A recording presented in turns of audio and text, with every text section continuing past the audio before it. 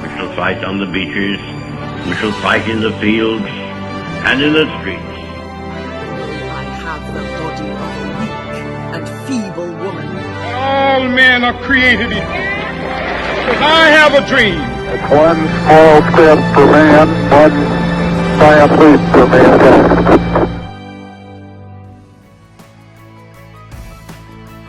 Hello everybody and welcome to the next episode of ModsPod. Today we have Jack, Ollie and Liam and we're going to be talking about Nazi Germany. We're going to be talking about Nazi Germany during World War II and prior to the war. Yeah, because Hitler had promised Germany that he'd solve their problems from the Treaty of Versailles. Hitler then got mad with power and decided Judaism was wrong. Simply put, Jews were outlawed of sorts. Being in the Holocaust and captured by the Nazi Party is probably one of the worst experiences in recent history. Also, many people are aware of the famous Anne Frank story. I believe she was covered in episode 4, so I won't stay on this for too long. And she was a German Jew during and she was alive in World War II. And her sister Margot Frank was allegedly taken to a labour camp. Even though in reality it was a concentration camp. Anne Frank was also taken to a concentration camp, the most famous, which was Auschwitz. So Auschwitz then is the most famous of the camps. Are you aware of maybe the difference between the labour camps of the 1930s, which is where political prisoners went, and Auschwitz, which was a purpose-built death camp? It was simply designed after 1942 to exterminate the Jews. So if we think about that as a bit of a perspective now, looking at Auschwitz standalone, not necessarily a labour camp, but as the death camp, what do you think? So yeah, most people have seen that picture of Auschwitz leading up to the front gate with all the different train tracks going up to it, but that's because most of the prisoners were arriving by train to the camp. Okay, so they tried to make it look like a train station, so no one had a clue what was actually going on. So they just thought they were being moved from Poland or Germany, whenever they were in the ghettos. They just thought they were going to a new life somewhere. Yeah, they didn't expect it. So they arrive at a train station. Very often at the gates of Auschwitz, they had Jews playing in an orchestra. So everybody arrived really relaxed, not knowing what's going on. And then you'll study in Year 9 a bit more detail about the whole selection process, how half of them went off to work and half of them went into the gas chambers. All right, so you're going to talk a little bit about Auschwitz? Yeah, it really was a horrible place to be. This can be shown beautifully in movies, but it really wasn't beautiful. It was horrendous. Concentration camps and gas chambers. The Nazi Party claimed them to be showers. This meant most of the German hostages went in willingly. If you go to Auschwitz today, you could see the shoes of the people that were taken there. Beginning on May 10th, 1933, Nazi-dominated student groups carried out public burnings of books that they claimed were un-German. The book burnings took place in 34 university towns and cities. Works of prominent Jewish, liberal and left-wing writers ended up in the bonfires. The book burning stood as a powerful symbol of Nazi intolerance and censorship. So, what do you think about the book burning? I think it was a really important message to Germany, to Nazi Germany. But of course, even though not everybody in Germany was a Nazi, the message was very clear that this government, this party, were not going to accept any other views but the Nazi views. So the books that they burned were of the most famous psychologists and, artists of the years gone by. The things that represented everything the Nazi system wasn't. So expression, a lot of these writers were Jewish. Obviously, we couldn't have Jewish writers in universities because that goes against everything they're teaching.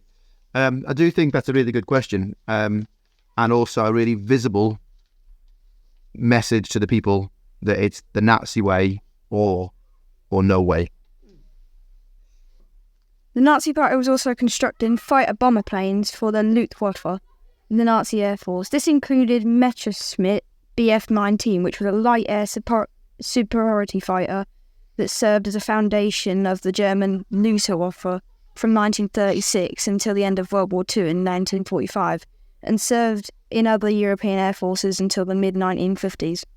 They also created the Junkers Ju-87 Stuka dive bomber and ground attack aircraft used during World War II and was created in 1935, 4 years after Hitler's rise to power. The Stuka was more than just a terror weapon. Its ability to deliver bombs where needed, with then unheard of precision, made it a potent war machine. The Germans also made tanks, including most common Panzer IV, the fourth. It was the only German tank to be used for the entirety of World War II. More than 8,000 were built, and the fourth had a larger turret gun, thicker frontal armor, and better cross-country mobility. It mounted a 75mm gun and 2 machine guns, and was protected by armor ragging in thickness from 30 to 80mm. It was weighed 25 tons and had a road top speed of 40 kilometers per hour, 25 miles, and carried a crew of 5. So the Panzer is probably the most famous of the German tanks. After World War One, with the disaster of the tanks on the Western Front and in no man's land, they got stuck in the craters and they just weren't very good. Obviously, the Germans, they have probably the best weapons, best aircraft, and in fact the best tank, the fastest tank. And World War II was fought slightly differently to World War One, in the streets, in the cities, and from the air rather than in the trenches and the fields. So having a Panzer tank really did give them an advantage. And in a couple of weeks' time, we're going to look at the Nazi tactics for World War II, called Blitzkrieg. If you know it, do you know what I've heard of Blitzkrieg yet? No. So you'll hear of Blitzkrieg. We'll do it in class in a few weeks. And the Panzer tank was a vital part of that. All right. So Knowing that Great Britain, USA and Russia were all creating aircraft that pose a threat like its USA F-4U Crosshair fighter plane and the PBY Catalina torpedo bomber. Great Britain's Arvo Lancaster bomber and Spitfire Mk1 through 24 fighter plane. And Russia's Yakovlev Yak-9 fighter plane and Petlyakov PE-2 bomber plane. Germany needs to be wary of all these countries. they are quite worried about the enemy as well. Yeah. It's interesting. In late 1942, German strategy and every feature of which was determined by Hitler was solely aimed at protecting the still very large area under German control. Most of Europe and part of North Africa against the future Soviet onslaught on the Eastern Front and against the future Anglo-US offences on the Southern and Western fronts. The Germans' vague hopes that the Allies would shrink from such costly tasks, or that the unnatural coalition of Western capitalism and Soviet communism would break up before achieving victory, were disappointed. So Hitler, in accordance with his dictum that Germany shall either be a world power or not be at all, consciously resolved to preside over the downfall of the German nation. He gave inflexible orders whether whole armies made their stand in ground tactically hopelessly positions were forbidden to surrender under any circumstances. The insignificant success of this strategy is preventing a German route during Soviet winter counter-offensive of 1941 to 1942 had blinded Hitler to it impractically in the very different military circumstances on the Eastern Front by 1943, which in time, Germans simply lacked the sufficient numbers of troops to defend extremely long fronts against much more numerous Soviet forces. By December of 1943, 3 million German troops were opposed to about 5,500,000 Soviet troops. So this Russia, this war on the Eastern Front, if you've done the Schlieffen Plan in lesson by now, I think you might have done, was to try and avoid Germany facing a war on two fronts, on the West and the East. As it was, the Germans, the Nazis, made a deal with Russia to work together. Don't know if you know that, but Hitler invaded Russia anyway. And the famous battle is the Battle of Stalingrad. And the issue really was the Soviets, or the Russians, were used to the snow, and the Germans weren't. So the Germans got stuck in the snow, their equipment froze, they froze, and as you've said really well, the Nazi, the high up command, took no surrender. Also, the fact that the Russians have got so many men. In some cases, I think it's been argued that they had more men than bullets. So, quite simply, they could keep going. So, German troops were dying in the snow of Stalingrad. In fact, there's even some reports that they resorted to having to eat each other because they had not even any food. So they took the clothes, the suits, the furry sort of things that the Russian troops had. So that was a bit of a disaster, and that slowed everything down. And of course, it allowed the West to buy some time, and maybe that's something we could talk about in the future. Maybe the D-Day landings, where America came over and invaded the beaches of northern France, while the Germans are struggling over on the east. So it's sort of the worst possible scenario, wasn't it? That the east and the west, the Germans ended up being stretched. All right.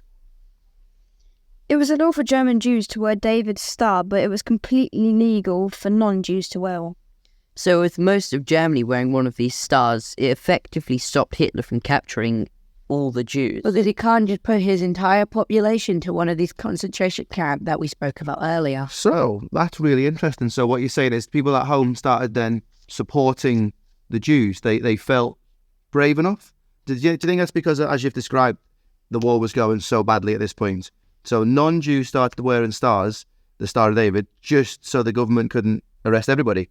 Yeah, I think That's fascinating. I think that happened because once some people seen that they were losing, the best tactic for them to survive was to support the other side. All right. So they're undermining the Germans, Yeah. The Nazis. Probably by that point, maybe sadly wasn't many Jews left anyway.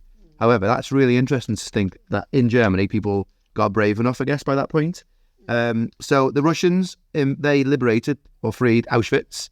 And that's where we get a lot of the images and the pictures and the videos from of the Jews, very, very skinny, in their uniforms, the striped uniforms.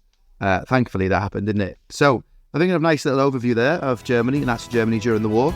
And there's definitely, I think, some bits we can come back to later for different episodes, focus and write in. So thank you very much, and see you for another episode soon. Thanks. Thank you. All right, well done. See ya.